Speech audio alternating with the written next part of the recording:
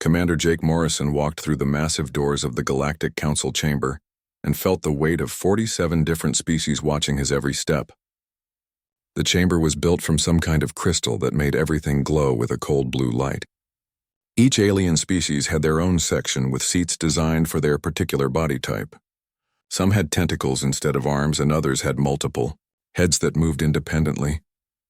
As they tracked the human delegation, Morrison wore his dress uniform with all the medals he had earned during 20 years of service to Earth. Behind him walked Captain Lisa Brooks and Ambassador Daniel Carter, along with 12 other humans who represented the best their species had to offer. They had been summoned here to face charges that could change the future of humanity forever. The High Arbiter Veltar stood at the center of the chamber on a platform that rose 30 feet above everyone else. He was from a species that looked like a cross between a spider and a tree, with 6 eyes that glowed different colors depending on his mood. Right now, all 6 eyes were glowing red, which meant anger or perhaps hatred. The species known as humans will now hear the charges brought against them by this council, Veltar announced in a voice that somehow reached every corner of the massive chamber without any visible speakers or amplification system. Morrison stepped forward and placed his hand over his heart in the traditional human gesture of respect. The Earth delegation is ready to hear these charges and provide our response. Veltar's eyes shifted to orange, which meant contempt. The first charge is unauthorized expansion beyond approved territories. Human colonies have been established in 17 star systems without proper permits from this council. Ambassador Carter had expected this charge and had prepared detailed responses about how those systems had no previous claims and were far from any established trade routes. The humans had followed every galactic law about claiming new territory, but apparently the council had different rules that nobody had bothered to explain to them. The second charge is technological disruption of established commerce. Human innovations in faster-than-light travel and communication systems have caused significant economic disruption among member species. This charge was harder to defend because it was essentially true. Human engineers had found ways to make space travel faster and cheaper, which meant that some alien companies had lost money. The humans had offered to share their technology freely, but apparently that was also wrong according to council law. The third charge is cultural contamination. Humans have introduced dangerous concepts such as individual rights and artificial intelligence equality to member species, causing social unrest in multiple systems. Morrison felt his jaw tighten at this charge. The humans had indeed shared their ideas about democracy and equal treatment for artificial intelligence with other species who had asked for such information. Some of those species had then started asking their own governments uncomfortable questions about why they had no say in how they were governed. Veltar continued reading charges for another 20 minutes. Each one sounded more ridiculous than the last to Morrison's ears, but he could see that the other species in the chamber were nodding their heads or equivalent body parts in agreement. The humans were being accused of being too curious, too innovative, too willing to share their knowledge, and too quick to make friends with other species. The worst charge came last. The final and most serious charge is military expansion beyond approved limits. Human defense fleets now exceed the size and capability limits established for new member species by a factor of 10. Captain Brooks whispered into Morrison's ear. They're talking about our asteroid mining ships and the automated defense satellites around our colonies. They apparently count those as military vessels. When Veltar finished reading the charges, he asked if the human delegation had anything to say in their defense. Morrison stood up and activated the translation device that would carry his words to every species in the chamber. Honored members of this council, he began using the formal address that protocol required. Humanity stands accused of being successful, innovative, and willing to share our achievements with others. We are accused of building too many ships to defend our families and building those ships too well. We are accused of treating our artificial intelligence partners as equals rather than slaves. Morrison paused and looked around the chamber at all the different species. If these things are crimes, then humanity is guilty. We will not apologize for being who we are. The chamber erupted in angry sounds from dozens of different species. Some made noises like angry birds, while others sounded like steam engines having mechanical problems. Veltar's eyes flashed through several colors before settling on deep red again. The human delegate will remain silent while this council deliberates, Veltar commanded. The deliberation took less than an hour. Morrison had hoped that some species might speak in favor of humanity, but none did. Even species that had seemed friendly in previous meetings now avoided making eye contact with the human delegation. When the voting was complete, Veltar stood again, and his 6 eyes now glowed with satisfaction. By unanimous decision of this council, the species known as humans is found guilty of all charges. The sentence is immediate banishment from all council territories and trade networks. Morrison felt like someone had punched him in the stomach, but he kept his face calm. Around him, the other humans maintained their composure, even though this sentence meant losing access to dozens of colonies and trade relationships that Earth depended upon. All human vessels and personnel must withdraw to the Sol system within 6 months. Veltar continued. Any human ship found in council space after that deadline will be considered hostile and dealt with accordingly.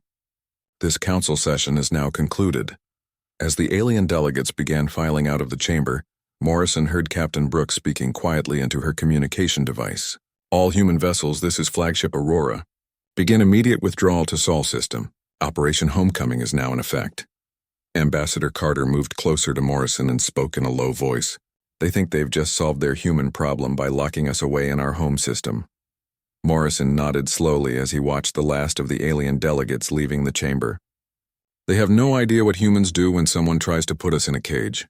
Captain Brooks finished her communications and joined the 2 men. Sir, all human colonies have acknowledged the withdrawal order. Fleet Admiral Hayes estimates we can complete the evacuation in 4 months. Morrison looked around the empty chamber one last time. The council just made the biggest mistake in galactic history. They think banishment is a punishment. He smiled grimly as they walked toward the exit. They're about to learn that sometimes the best thing you can do for humans is set them free. Admiral Susan Hayes stood on the bridge of the massive command ship looking at displays that showed the largest fleet movement in human history. 3 months had passed since the council banished humanity, and now 200,000 people were traveling home along with their ships, equipment and everything they had built during 50 years of expansion into the galaxy. The evacuation had gone better than anyone expected. Human colonies throughout council space had received the withdrawal order and immediately began packing up everything they could carry. Mining operations were shut down and the equipment loaded onto cargo ships. Research stations downloaded their data and dismantled their laboratories. Even the orbital habitats around distant stars were taken apart piece by piece. Lieutenant Commander Ryan Phillips approached the Admiral with the latest status report. Ma'am, the last civilian transport has cleared Kepler Station. All human assets in Council space have been successfully relocated. Hayes nodded while studying the tactical display that showed their convoy stretching across several light years of space. The numbers were impressive even by human standards. Over 300 ships of various sizes carrying colonists, scientists, engineers, soldiers, and their families back to Earth. But more importantly, they carried something the Council had not expected them to take. Admiral, you need to see this, said Dr. Emma Watson as she hurried onto the bridge carrying a data tablet. Watson had been in charge of the Colonial Research Division before the banishment, and now she was responsible for cataloging everything they had learned during their time in Council space. Hayes took the tablet and looked at the information displayed on its screen. Her eyes widened as she read through the data. Emma, this says we have detailed surveys of over 200 star systems, including 17 that are completely uninhabited. Watson smiled with barely controlled excitement. Those 17 systems are all beyond Council territory. Rich mineral deposits, perfect atmospheric conditions for terraforming, and completely outside their legal claims. We can establish colonies there without violating any galactic laws. The Admiral felt something she had not experienced since the banishment began. Hope. How? Long before we can begin colonization efforts. 6 months to establish the first settlements. 2 years to create a self-sufficient network. 5 years to surpass anything the Council has achieved in the past century. Hayes turned to Chief Engineer Tony Rodriguez, who was working at a nearby console. Tony, what's your assessment of our technological position compared to Council species? Rodriguez looked up from his work and grinned. Admiral, we've been analyzing Council technology during the withdrawal, and I have good news. They've grown lazy and comfortable relying on designs that haven't changed in hundreds of years. Our human AI development teams are already 3 generations ahead in most areas. This was the information Hayes had been hoping to hear. During their time in council space, human scientists and engineers had been forced to work within strict limitations imposed by galactic law. Every new development had to be approved by committees that took years to make decisions. Innovation was discouraged in favor of maintaining the status quo. "What specific advantages do we have?" Hayes asked. Rodriguez pulled up holographic displays showing various technical specifications. "Our ships are faster, more maneuverable, and use less fuel than anything the Council builds. Our computers can process information at rates that would overload their systems. Most importantly, our artificial intelligence partners give us capabilities they can't even understand." Hayes nodded thoughtfully. The Council had always been suspicious of humanity's close relationship with artificial intelligence. Most galactic species treated AI as sophisticated tools, while humans considered them equal partners. This partnership had led to technological breakthroughs that seemed impossible to other species. Captain Lisa Brooks joined the group carrying her own status reports. "Admiral, I've been monitoring Council communications during our withdrawal. They seem genuinely relieved that we're leaving peacefully." "What's their assessment of the situation?" Hayes asked. Brooks consulted her datapad. "They believe containment in the Sol system will force us to abandon our expansion plans and eventually reduce our population to manageable levels. Apparently they think we'll run out of resources and come begging to rejoin the Council within a generation." Hayes almost laughed at the ignorance displayed by that assessment. They clearly don't understand what humans accomplish when we're motivated. Dr. Watson had been listening to the conversation while reviewing her own data. "Susan, there's something else you should know. We're not the only ones unhappy with Council policies. During the evacuation, over 50 different alien species made unofficial contact with our people." This was unexpected news. Hayes had assumed that the unanimous vote against humanity meant all Council species supported their banishment. "What kind of contact?" "Expressions of sympathy, offers of continued trade relationships, and in some cases requests for information about establishing their own independent colonies. Several species have privately indicated they might be interested in leaving Council space themselves." Hayes felt pieces of a larger plan beginning to form in her mind.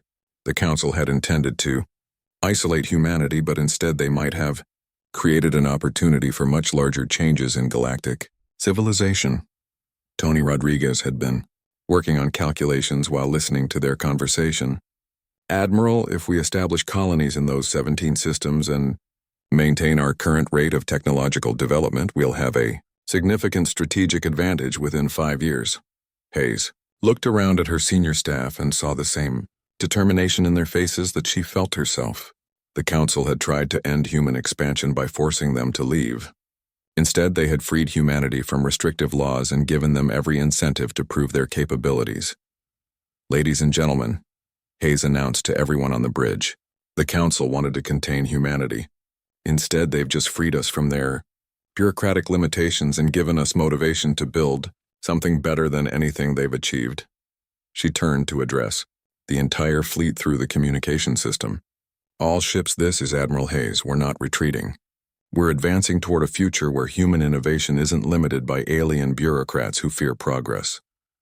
The response from throughout the fleet was immediate and enthusiastic. Colonists, scientists, engineers, and soldiers all understood what their admiral was telling them. This wasn't the end of human expansion. It was the beginning of something much bigger. Hayes looked back at the tactical display showing their massive convoy heading toward Earth. Behind them lay 50 years of human achievement in Council space. Ahead of them lay unlimited possibilities in a galaxy where they would write their own rules. "Set course for the Sol system," she ordered. "But this isn't going home. This is going to get everything we need to build a new empire." Governor Paul Mitchell stood at the observation window of Haven City's central tower and watched ships arriving at the bustling spaceport below. 2 years had passed since the Council banishment, and the first human colony beyond their territory was thriving beyond all expectations. Planet Haven in the new Terra system had become the capital of what everyone now called the Human Colonial Alliance. The transformation had been remarkable. What started as emergency refugee settlements had grown into sophisticated cities with advanced technology and thriving economies. The colonists who had been forced to leave Council space brought with them knowledge, experience, and most importantly, a burning desire to prove that humanity could build something better than what they had left behind. Mitchell counted the ships landing and taking off from the spaceport.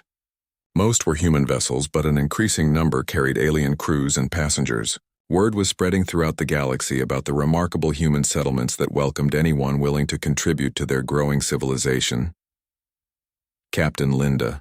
Foster entered Mitchell's office carrying the latest diplomatic reports. Governor, the Altarian delegation has arrived, and they're requesting immediate citizenship along with permission to establish a permanent embassy. Mitchell nodded thoughtfully. The Altarians were the 5th non-council species to seek alliance with the humans this month.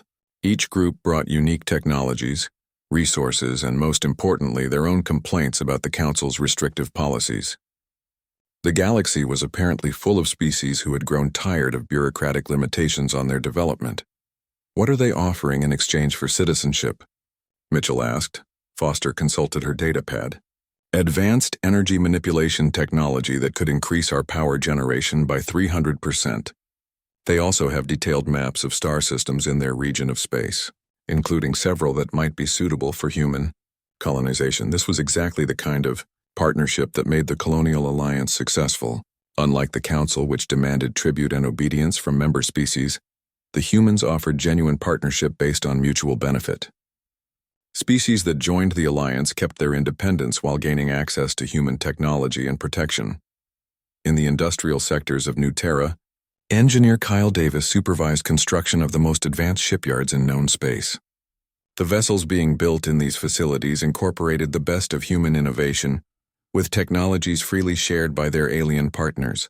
Unlike Council ships, which followed rigid specifications that had not changed in centuries, human vessels were modular, adaptable, and constantly improving. Davis walked through the construction bay where the newest ship was taking shape. "How long until the prototype is ready for testing?" he asked his foreman. 3 weeks for the basic hull and another month for the advanced systems. This design should be 50% faster than our previous models while using 30% less fuel. The secret to human success was their approach to technology development. While Council species guarded their knowledge jealously and required years of committee approval for any changes, the humans shared information freely and encouraged rapid innovation. Every improvement made by one colony was immediately transmitted to all other human settlements. Dr. Rachel Stone had been Earth's leading xenobiologist before the banishment, and now she headed the Alliance Science Council. Her research teams had made breakthrough discoveries that would have taken the Council decades to approve. Faster than light communication, quantum computing, and most remarkably conscious AI, integration that made human ships respond like living creatures rather than simple machines. Stone reviewed the latest research reports in her laboratory while her AI partner Alex analyzed the data. The partnership between human scientists and artificial intelligence had produced results that amazed even the humans themselves. "Alex, what's your assessment of our technological advancement compared to Council capabilities?" Stone asked. The AI's response came through speakers throughout the laboratory. "Dr. Stone, our current capabilities exceed Council standards in 17 major categories. Our rate of improvement suggests we will have a 50-year technological advantage within the next 5 years. This was the Council's greatest mistake. They had assumed that isolation would weaken humanity and force them to return as humble supplicants begging for readmission. Instead, the banishment had freed humans from bureaucratic restrictions and given them every incentive to develop their full potential. Admiral Charlie Brooks had established the Colonial Defense Network using military principles, completely different from Council forces. Rather than massive, slow-moving fleets designed for intimidation, the humans created rapid response forces of smaller ships that could coordinate through quantum-linked AI networks. The result was a defense system more flexible and effective than anything the galaxy had seen. Brooks studied tactical displays showing the current positions of all colonial defense ships. "How many vessels do we have operational?" he asked his aide. 237 ships with full combat capability and another 100 in various stages of construction. All ships are equipped with the latest AI integration systems and quantum communication networks.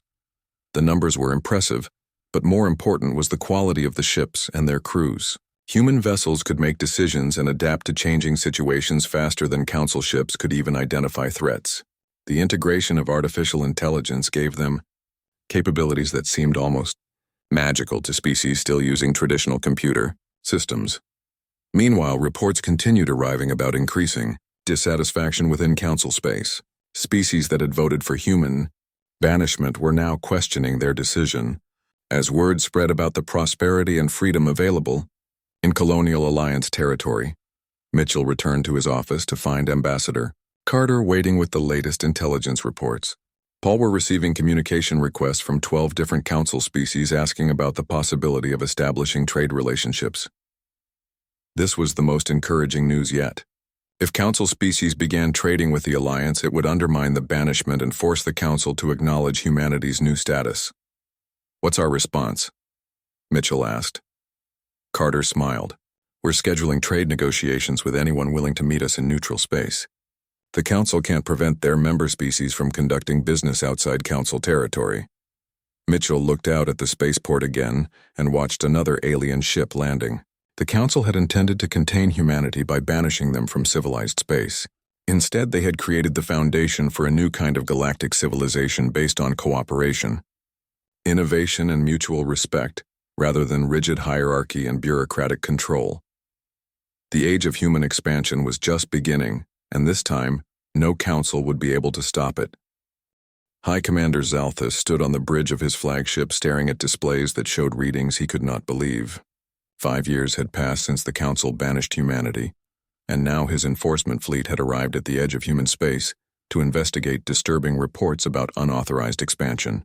What they found defied every prediction the Council analysts had made. The tactical officer turned from his console with obvious confusion written across his scaled features. "Sir, I have completed 3 full scans and the readings remain consistent. The humans have established colonies in 47 star systems with technology signatures that exceed our current fleet capabilities." Zalthus felt a cold sensation in his primary stomach as he studied the data. This was impossible according to every model the Council had used to predict human behavior after the banishment. The humans should have been struggling to survive in their home system, while gradually reducing their population to sustainable levels. Instead, they had built an empire that rivaled the Council itself.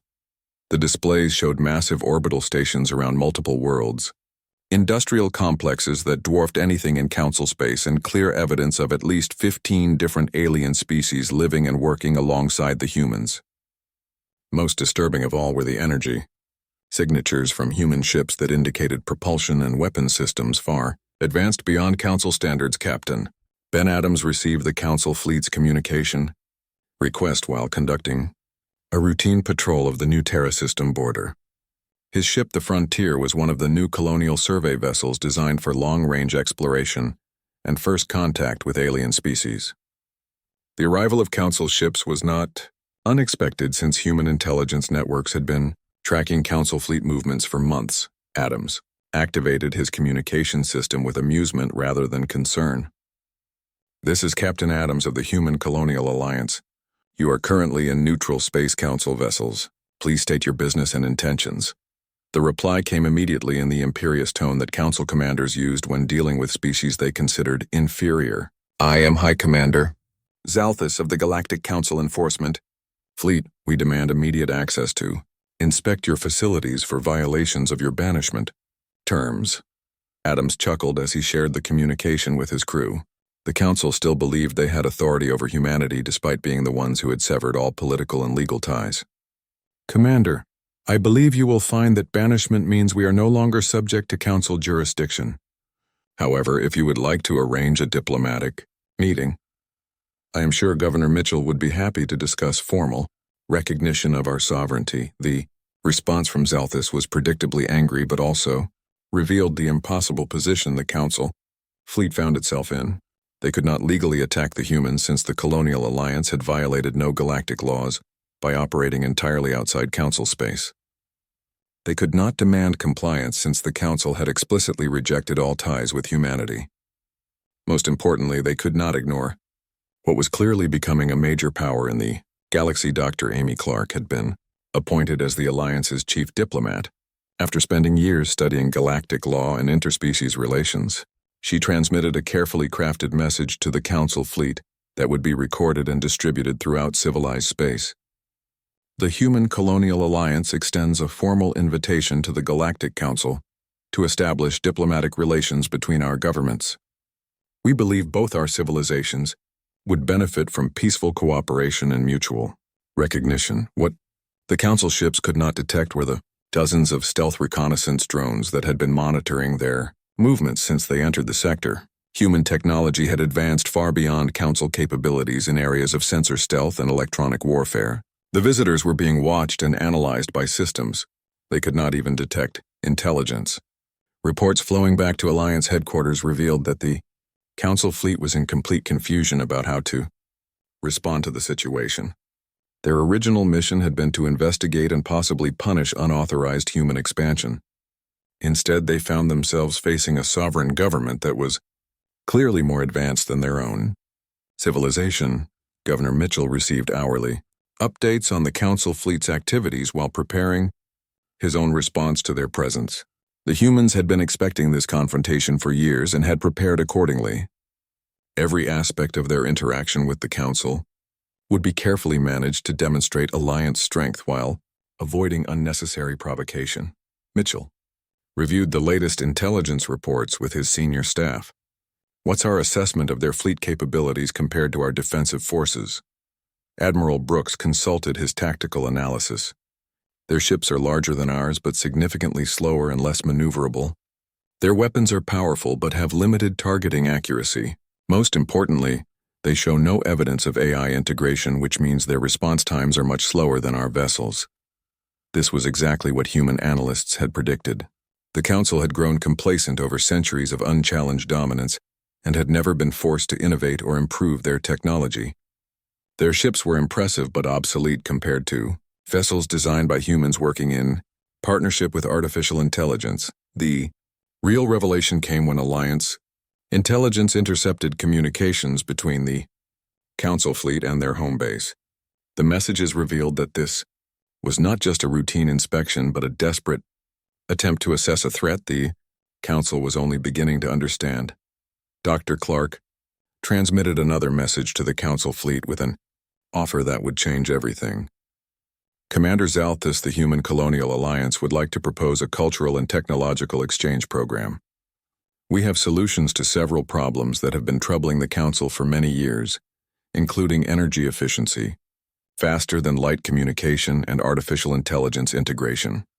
The response took several hours as Zalthus consulted with his superiors through quantum communication networks. When it came, the tone was very different from his original demands. The Council is willing to discuss limited cooperation in specific areas of mutual interest. This was the breakthrough the Alliance had been working toward. The Council was finally ready to negotiate as equals, rather than dictate from a position of assumed superiority. The age of human isolation was ending, and the age of human influence was about to begin. Adams smiled as he watched the Council ships taking new positions that suggested defensive rather than aggressive intentions. The banishment that was supposed to contain humanity had instead freed them to become everything they were capable of achieving. President Kevin Taylor stood before the largest gathering of alien species in galactic history, as delegates from over 60 different civilizations filled the massive assembly hall on Haven Station. 10 years had passed since the Galactic Council banished humanity, and now the Human Colonial Alliance had become the foundation for an entirely new form of interstellar government. The delegates represented species that had either left the Council or had never joined it in the first place. Each had chosen to become part of the Alliance because they valued innovation over tradition, cooperation over domination, and individual rights over bureaucratic control. The old Council still existed, but it was now just one of several major powers in the galaxy. Taylor activated the translation system that would carry his words to every species present regardless of their communication methods. Today marks the beginning of a new era in galactic civilization, an era where species are valued for their contributions rather than their age, where innovation is celebrated instead of feared, where artificial intelligence is recognized as a form of life deserving of rights and representation. In the audience, former Council Species sat alongside humans and AI representatives in a demonstration of equality that would have been impossible under the old system. The Altarians had contributed their mastery of energy manipulation. The Vorthon brought expertise in biological sciences. 3 separate AI collectives had achieved independent status and now served as neutral mediators in interspecies disputes. The transformation had not happened overnight. Years of careful diplomacy and demonstration of alliance benefits had slowly convinced species throughout the galaxy that there were alternatives to council membership. Each new member brought unique capabilities that strengthened the entire alliance while maintaining their own cultural independence. Admiral Jennifer Lewis commanded a fleet that was larger and more technologically advanced than anything the council possessed. Her ships patrolled alliance territory and provided protection for member species while also serving as mobile ambassadors that demonstrated human capabilities to potential new allies. Lewis received daily reports from her intelligence officers about conditions throughout the galaxy. Ma'am, we are receiving formal communication requests from 17 council worlds asking for information about joining the alliance. The rigid bureaucracy that seemed unshakable is beginning to crumble as younger species realize there are better options.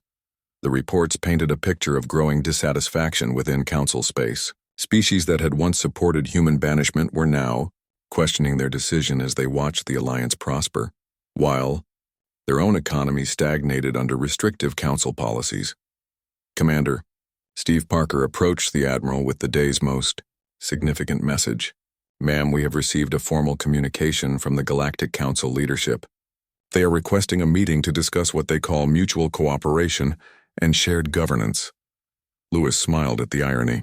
The council that had banished humanity was now asking for cooperation from the civilization they had tried to destroy. The balance of power in the galaxy had shifted completely, and the council was finally ready to acknowledge reality. Dr. Helen Martinez presented her latest research to a joint session of human and AI scientists in the Alliance's primary research facility. Her discoveries in quantum mechanics had revolutionized space travel and made it possible to establish real-time communication across vast distances. The Alliance had become a truly unified civilization despite being spread across dozens of star systems. Martinez displayed holographic charts showing the technological gap between Alliance and Council capabilities. Our advancement rate continues to accelerate. We now have capabilities that the Council will not achieve for at least 50 years, assuming they begin immediate reforms. The secret to Alliance success was the partnership between different species and artificial intelligence that allowed rapid sharing of knowledge and instant implementation of improvements. While Council species continued to guard their secrets and require committee approval for changes, Alliance members freely exchanged information and encouraged innovation. President Taylor concluded his address to the Assembly with words that would be remembered throughout galactic history. The Galactic Council sought to contain humanity by banishing us from their space. Instead, they freed us to become everything we were capable of being. Today, we extend an invitation to any species that shares our vision of a galaxy where cooperation replaces domination, where innovation drives progress, and where every form of conscious life has a voice in shaping our shared future. The response from the Assembly was immediate and enthusiastic. Species after species stood to pledge their continued support for Alliance principles, while others announced their intention to bring the Alliance message back to their home worlds. In Council space, the message was being received very differently. Intelligence reports indicated that several member species were preparing to leave the Council and request Alliance membership. The unanimous vote that had banished humanity was beginning to look like the biggest mistake in galactic political history. Taylor met with his senior advisors after the Assembly session to discuss their response to the Council's request for negotiations. "What are our terms for establishing diplomatic relations?" he asked. Ambassador Carter had been preparing for this moment since the banishment began. Complete recognition of Alliance sovereignty, formal apology for the banishment, and most importantly, agreement to compete fairly for the allegiance of unaligned species, rather than using threats or economic pressure. The terms were generous, considering the Alliance's position of strength. They could have demanded much more from the Council that had tried to destroy them. but the alliance had been built on principles of fairness and cooperation, rather than revenge. Admiral Lewis provided the final assessment that would guide alliance policy. Mr. President, the Council fleet that came to investigate our expansion has returned to their territory with reports that have shocked their leadership. They now understand that we are not the contained threat they expected, but rather a superior civilization that offers everything they provide, along with freedom, innovation, and equality. Taylor looked out at the bustling station where humans, aliens, and artificial intelligence worked together as equals. The Galactic Council had intended to end human expansion and influence by forcing them into isolation. Instead, they had created the catalyst for a new form of civilization that was already replacing their ancient system. The age of the Galactic Council was ending. The age of the Human Colonial Alliance had begun, and with it came possibilities that no single species had ever imagined.